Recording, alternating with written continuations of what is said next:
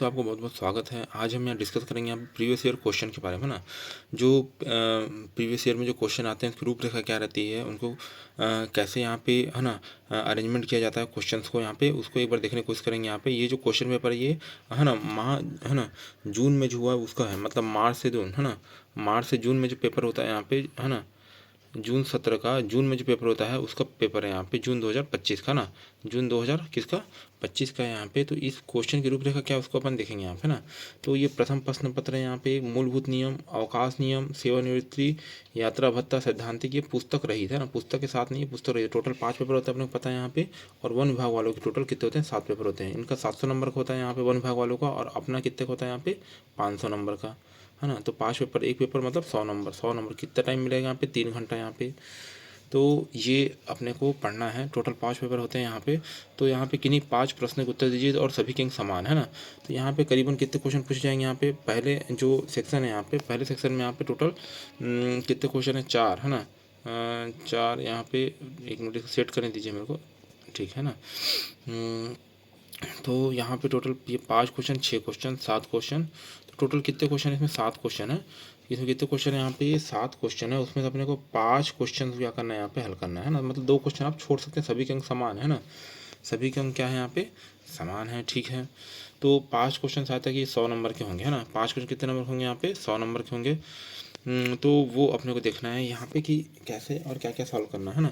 तो ये पूरे थ्योरी पोर्शन है यहाँ पे है ना। यहाँ पे कुछ भी नहीं करना है, यहाँ पे पुस्तक रहित है यहाँ पे। तो निलंबन क्या है ना, निलंबन क्या होता है, निलंबन कानून में कौन कौन से कटौती अनिवार्य होते हैं यहाँ पे। निर्वहन भत्ते में वृद्धि या कमी के संबंध में, निर्वहन भत्ते है ना, जब निलंबित होते हैं तब क्या दिया जाता है, निर्वहन भत्ता दिया जाता है। जीने के लिए जो भत्ता दिया जाता है उसको निर्वहन भत्ता बोलते हैं ना।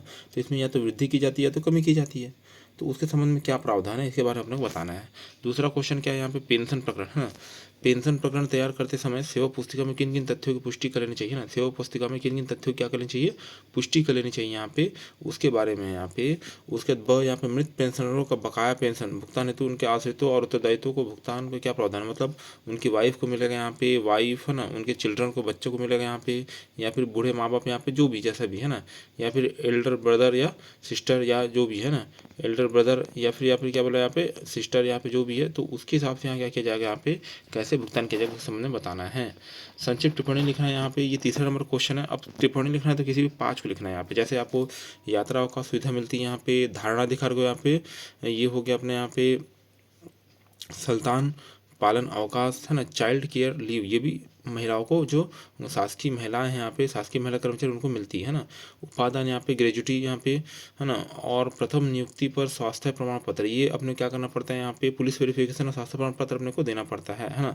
अकार्य दिवस मतलब क्या जाएगा यहाँ पे है ना, जो डाइस दिवस है ना, डाइस दिवस है, डाइस नॉन बोलते हैं यहाँ पे। अकार्य दिवस मतलब यहाँ पे जिसमें आपने कार्य नहीं किया उसे क्या बोलते हैं, अकार्य दिवस बोलते हैं यहाँ पे। तो ये सब चीज़ें यहाँ पे अगर इसके बारे में अपने को पता होगा तो अपन कोई भी यहाँ पे 5 का है ना, 5 के ऊपर संक्षिप्त टिप्पणी लिख सकते हैं है ना। अब उसका चौथा अंतर स्पष्ट करें यहाँ पे है ना, कोई 4 है ना, लघु शास्त्री या फिर मुख्य दीर्घ शास्त्री यहाँ पे है ना, अंतर स्पष्ट करना कोई भी 4 है ना। शुल्क या मानदेय यहाँ पे, अर्धवेतन अवकाश है ना, अर्धवेतन अवकाश या लघुकृत अवकाश है ना, ये इसके ऊपर अपने को अंतर स्पष्ट करना है। या फिर ऋण या अग्रिम है ना, ऋण या अग्रिम के ऊपर यहाँ पे। और वेतन निर्धारण और वेतन वृद्धि है ना, वेतन निर्धारण और क्या बोला मैंने यहाँ पे, वेतन वृद्धि। तो ये अंतर स्पष्ट करना है कोई भी 4 है ना के ऊपर है ना। लघु शास्त्री, मुख्य दीर्घ शास्त्री, शुल्क या मानदेय है ना, अर्धवेतन, लघुकृत अवकाश, ऋण अग्रिम है ना, ऋण एवं अग्रिम, यहाँ पे वेतन निर्माण एवं वेतन वृद्धि है ना। तो ये अपन देखते हैं यहाँ पे कि ये जो अंतर स्पष्ट करना है यहाँ पे, ये जो है अपने को वो लेखा की जो बुक है उसमें मिल जाएगा ना, उसमें सब पीछे में अंतर दिए हुए हैं यहाँ पे। तो आप अंतर से यहाँ पे क्या कर सकते हैं, इसको यहाँ पे बना सकते हो, ठीक है। उसके बाद यहाँ पे देखिए 5वां नंबर क्वेश्चन यहाँ पे, छत्तीसगढ़ यात्रा एवं दैनिक भत्ता नियम के अंतर्गत मिलने वाले निम्न भत्तों को संक्षेप में बताइए। जो जो भत्ते मिलते हैं ना, जैसे स्थानांतरण यात्रा भत्ता मिलता है यहाँ पे, जैसे आपको स्थानांतरण कहीं रायपुर से अंबिकापुर हो जाता है तो आपको स्थानांतरण यात्रा भत्ता दिया जाएगा है ना। कहाँ हो गया यहाँ पे, रायपुर से अंबिकापुर हो गया तो इसके लिए भत्ता दिया जाएगा यहाँ पे। सेवानिवृत्ति पर गृह नगर यात्रा भत्ता ना, अब आपकी सेवानिवृत्ति हो गई, मान लीजिए आपका घर कहाँ है, रायपुर में है, और आपके कहाँ पोस्टिंग थी यहाँ पे, अंबिकापुर में यहाँ पे थी। तो अंबिकापुर में आप क्या रिटायर हो गए तो आपको वापस रायपुर आने के लिए क्या दिया जाता है, गृह नगर यात्रा भत्ता दिया जाता है ना। उसके बाद यहाँ पे स्थायी यात्रा भत्ता, यहाँ पे स्थायी यात्रा भत्ता है ना, तो ये भी दिया जाता है स्थायी यात्रा भत्ता है ना कि जैसे आप पटवारी है आ रही है तो आपको है ना प्रतिदिन क्या करना पड़ता है, भ्रमण करना पड़ता है। तो भ्रमण के अनुसार यात्रा भत्ता दिया जाता है यहाँ पे, है ना। तो उसके संबंध में आप चर्चा की जा रही है। सेवानिवृत्त शासकीय सेवक जो विभागीय जांच में उपस्थित होने पर दे यात्रा भत्ता ना, जो सेवानिवृत्त शासकीय सेवक है ना, सेवानिवृत्त शासकीय सेवक यहाँ पे सेवानिवृत्त हो चुका है यहाँ पे और उसके ऊपर कोई शासकीय जांच चल रही है, कोई गवर्नमेंट जांच चल रही है, तो उसके ऊपर दे यात्रा भत्ता कैसे आप कैलकुलेट करेंगे उसके बारे में, है ना। प्रश्न नंबर 6 यहाँ पे अध्ययन अवकाश की स्वीकृति की शर्तें एवं इस अवधि मिलने वाले वेतन और भत्तों के बारे में विस्तार समझाइए ना। अध्ययन अवकाश है ना, तो अध्ययन अवकाश के लिए भी आप क्या कर ले सकते हैं, यहाँ पे छुट्टी ले सकते हैं ना। तो उसमें क्या क्या वेतन भत्ते मिलते हैं उसके बारे में बताना है। एक समय पर तथा संपूर्ण सेवा काल में अधिकतम स्वीकृति सीमा कितनी है ना। तो ये अध्ययन अवकाश को अधिकतम कितने दिन तक लिया जा सकता है यहाँ पे। जैसे पीजी के लिए कितना मिलता है यहाँ पे, पीजी के लिए यहाँ पे 28 माह मिलता है यहाँ पे, और अदर कोर्स के लिए 12 महीने मिलता है यहाँ पे, और पीजी वालों को 28 महीने को आप 36 माह कर सकते हैं। तो इस टाइप से ऐसे कुछ प्रावधान इसमें है ना। क्वेश्चन नंबर 7 यहाँ पे छत्तीसगढ़ पदग्रहण काल नियम है ना 1982 है ना, पद ग्रहण काल नियम है ना। तो पद ग्रहण के लिए कुछ टाइम दिया जाता है, तो वो 1982 के अंदर क्या प्रावधान किए गए हैं उसको अपने को बताना है ना। निर्धारित अवधि से अधिक पद ग्रहण काल की स्वीकृति के प्रावधानों हेतु इसे सक्षम प्राधिकारिता का क्या उल्लेख है ना। मतलब आपको निर्धारित अवधि से अधिक चाहिए पद ग्रहण काल, है ना, तो उसके लिए सक्षम अधिकारी को क्या क्या अधिकार दिए गए हैं उसके बारे में यहाँ पे क्या करना है, जिक्र करना है ना।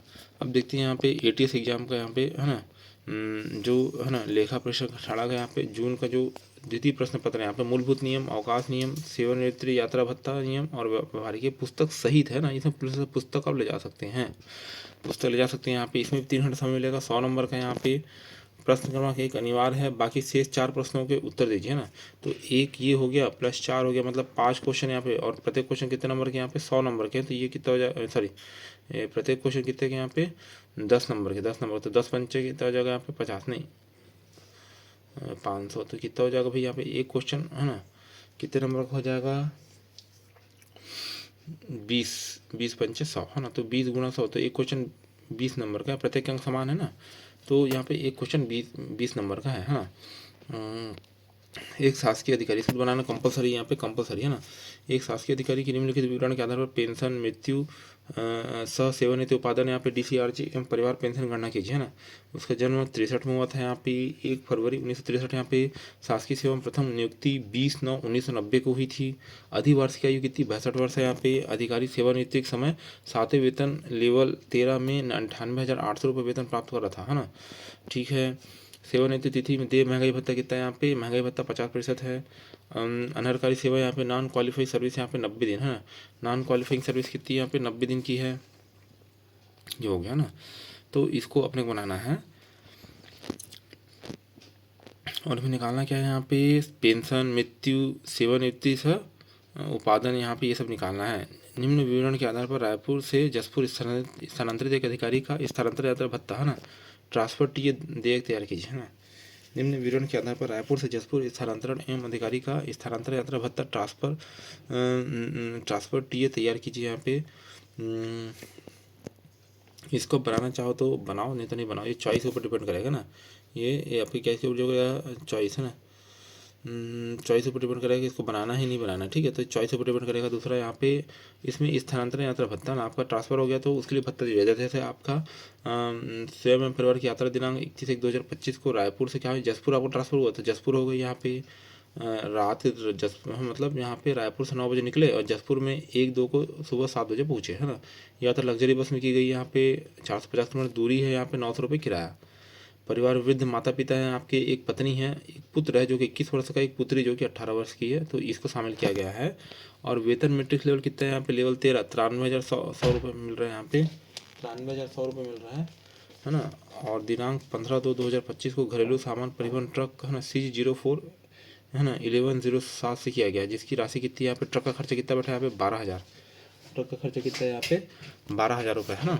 तो ये हो गया अपना, है ना। उसके बाद यहाँ पे इसके ऊपर यहाँ पे जो यात्रा भत्ता मिलेगा उसके बारे में अपने को जानकारी लेनी है ना। निम्नलिखित विवरण के आधार पर एक शासकीय सेवक का दिनांक 31/12/2024 की स्थिति में अर्जित अवकाश एवं अर्धवेतन अवकाश तैयार करना। अर्जित अवकाश मतलब यहाँ पे है ना EL, और यहाँ पे अर्धवेतन अवकाश यहाँ पे मतलब हाफ पेमेंट लीव, है ना। तो ये HPL इसको निकालना है ना। पूरा ये है ना क्वेश्चन बेस्ड है यहाँ पे, मतलब मैथ्स ऊपर बेस्ड है, अकाउंट पर बेस्ड है यहाँ पे। तो दिनांक 31 दिसंबर 2021 को शेष अर्जित अवकाश कितना है, 120 दिन है यहाँ पे। शेष अर्धवेतन अवकाश कितना है, 160 दिन है ना। तो कैसे निकालेंगे इसको, है ना। तो इसको निकालने का तरीका क्या है, इसके ऊपर अपने क्या करना है, तो इसके ऊपर अपने फोकस करना है। 120 दिन 160 दिन, तो कैसे इसको माइनस करेंगे, क्या करेंगे, कैसे करेंगे, उसके ऊपर ये क्या है बेस्ड है ना। दिनांक 4 मार्च 2022 से 25 मार्च 2022 है ना, अर्जित अवकाश लिया था ना। कितना लिया था यहाँ पे, 4 मार्च 2022 से 25 मार्च 2022 तक अर्जित अवकाश लिया था यहाँ पे। दिनांक 5 मई 2023 से 26 मई 2023 तक लघुकृत अवकाश लिया था यहाँ पे। 16 अगस्त से 10 सितंबर तक यहाँ पे 2024 तक यहाँ पे अर्धवेतन अवकाश लिया था। 20 नवंबर 2024 से यहाँ पे 8 दिसंबर 2024 तक यहाँ पे अर्जित अवकाश लिया था ना। 20 नवंबर से 8 दिसंबर तक क्या लिया था, अर्जित अवकाश लिया था। तो इसको ऊपर इसको प्लस माइनस करके क्या करना, घटाना है, और उसके बाद अपने को उत्तर निकालना है ना। प्रश्न क्रमांक 4 यहाँ पे, एक सहायक वर्ग 2 कर्मचारी दिनांक 1 जुलाई 2021 को वेतन मैट्रिक्स लेवल 6 में 30,300 रुपये प्राप्त हो रहा था, है ना। दिनांक 16 है ना जून 2024 को उसकी पदोन्नति सहायक ग्रेड 1 है ना में हुई लेवल 7 पर होती है यहाँ पे। उसके द्वारा अपने पुराने पद लेवल 6 की आगामी वेतन वृद्धि तिथि दिनांक 1/7/2024 से वेतन निर्धारण विकल्प दिया गया। यहाँ पे एक विकल्प प्रस्तुत करना पड़ता है ना। उसके अनुसार दिनांक 1 जुलाई 2024 की तिथि में वेतन निर्धारित कर, है ना, आगामी वेतन वृद्धि की तिथि क्या करना है, यहाँ पे ज्ञात करना है ना। तो ये हो गया अपने यहाँ पे, एक तो उसकी क्या हुई है, यहाँ पे प्रमोशन हुआ है, प्रमोशन हुआ है, और उसके बाद यहाँ पे वार्षिक वेतन वृद्धि तो हो ही रही थी यहाँ पे। तो वो उस सब चीज़ के बारे में यहाँ पे बताया गया है यहाँ पे, है ना। तो इसको अपने क्या करना है, यहाँ पे याद रखना है ना। अब पद ग्रहण काल यहाँ पे ज्वाइनिंग टाइम ये कितना 1982 ये नियम आया था अपने यहाँ पे, है ना। छत्तीसगढ़ सिविल सेवाएं, है ना, पद ग्रहण काल नियम 1982 के अंतर्गत निम्नानुसार प्रावधानों का वर्णन कीजिए, है ना। पद ग्रहण काली गणना, है ना, पद ग्रहण काली गणना यहाँ कैसे की जाएगी, यहाँ पे स्थानांतरण पर निवास स्थान में परिवर्तन होने पर यहाँ पे पद ग्रहण काली गणना कैसे करते हैं। यहाँ पे स्थानांतरण निवास स्थान चेंज हो गया, जैसे आपका निवास स्थान कहाँ था, रायपुर था, आपका कहाँ हो गया ट्रांसफर, यहाँ पे शक्ति में हो गया, शक्ति में हो गया, तो यहाँ पे क्या हो जाएगा, यहाँ पे आपका कार्य क्षेत्र परिवर्तित हो गया। तो स्थानांतरण होने पर आपका क्या हो जाता है, यहाँ पे निवास स्थान परिवर्तित हो जाता है। पद ग्रहण काल वृद्धि होने पर यहाँ पे इसमें रक्षा अध्याय क्या क्या प्रावधान है। जब पूरे पद ग्रहण काल का लाभ न लिया जाए, है ना, तो उससे क्या प्रॉफिट क्या मिलेगा आपको, है ना। पद ग्रहण काल की अवधि का अधिक ठहरना, है ना। तो ये सब चीज़ के बारे में हम लोग को बताना है ना। निलंबन पर जीवन निर्वाह भत्ता, है ना, लिविंग अलाउंस यहाँ पे, है ना, भुगतान क्या शर्तें हैं यहाँ पे, जीवन निर्वाह भत्ते कौन कौन सी वसूली अनिवार्य एवं ऐच्छिक है, यहाँ पे अनिवार्य ऐच्छिक वसूली, है ना, तथा कौन सी वसूलियाँ नहीं की जाएगी। निलंबन काल में शासकीय आवास, चिकित्सा प्रतिपूर्ति, यात्रा भत्ते पात्रता संबंध में क्या प्रावधान है, इसके बारे में हमें बताना है ना। तो निलंबन काल में क्या क्या प्रावधान किए गए, तो इसके बारे में बताना है यहाँ पे ना। निम्न का उल्लेख करते हुए निम्न प्रकरणों को टिप दीजिए ना। एक नवनियुक्त शासकीय सेवक प्रथम मास के वेतन सक्षम अधिकारी द्वारा इसलिए आहरित नहीं किया गया क्योंकि कर्मचारी द्वारा चिकित्सा प्रमाण पत्र प्रस्तुत नहीं किया गया ना। तो प्रथम माह का वेतन, है ना, आहरित ही नहीं किया गया क्योंकि चिकित्सा प्रमाण पत्र दिया है क्या, नहीं दिया है। एक शासकीय सेवक को न्यायालय में गवाही देने तो बुलाया जाता है ना, और इस यात्रा हेतु उसके द्वारा यात्रा देयक प्रस्तुत करने पर कार्यालय प्रमुख द्वारा अमान्य कर दिया गया, है ना। सेवानिवृत्त, है ना। तो ये बताना क्या है यहाँ पे, है ना, टिप देना है इसके ऊपर, है ना। ये मतलब इथिक्स क्वेश्चन जैसे यूपीएससी माता वैसे टाइप से हैं। आपके सामने एक कुछ क्या दिया जाएगा यहाँ पे, एक, है ना, कुछ कंडीशन दी जाएगी, उसके आधार पर क्या देना है आपको, आंसर देना है। सेवानिवृत्त हो रहे शासकीय सेवक को अपने पेंशन का 50% हिस्सा सारांशीकृत करने तो आवेदन पत्र दिया गया था, जिसे सक्षम अधिकारी ने अमान्य कर दिया, है ना। सारांशित 50% हिस्सा क्या करना था यहाँ पे, पेंशन का 50% हिस्सा क्या करना था, सारांशीकृत करना था ना। तो इसके लिए आवेदन दिया गया था, तो सक्षम अधिकारी ने क्या कर दिया यहाँ पे, अमान्य कर दिया, है ना।